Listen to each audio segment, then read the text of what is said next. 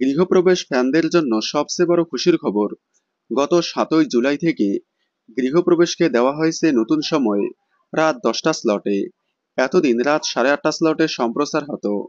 রাত ৮:৩০ স্লটে প্রথমে টিআরপি চার্টে অনেকটাই এগিয়ে ছিল, তবে মাঝখানে গল্পে একটু টান টান জমজমাট ভাব না থাকায় টিআরপি কমে গিয়েছিল। কয়েক সপ্তাহ ধরে স্লট হারা হয়েছিল, তবে হঠাৎ করেই গল্পে জমজমাট টান টান ভাব নিয়ে আসায় টিআরপিতে অনেকটাই এগিয়ে আসে।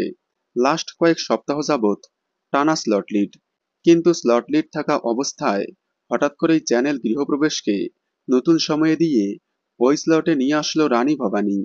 গৃহপ্রবেশ প্রতি সপ্তাহে টিআরপিতে অনেকটাই এগিয়ে থাকলেও এই সপ্তাহে সর্বোচ্চ টিআরপি দিল এবং সর্বোচ্চ গ্যাপে লিড।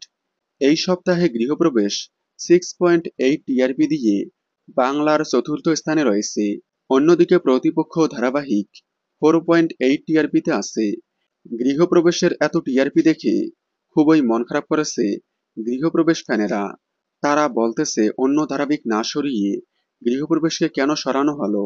তাদের ধারণা গৃহপ্রবেশ ওই স্লটে থাকলে আগামীতে বেঙ্গল টপার হতে পারত। গৃহপ্রবেশ লাস্টবারের মতো রাত 8:30 স্লটে এত টিআরপি দেওয়ায় আপনারা কতটা খুশি হয়েছেন কমেন্টে জানাবেন।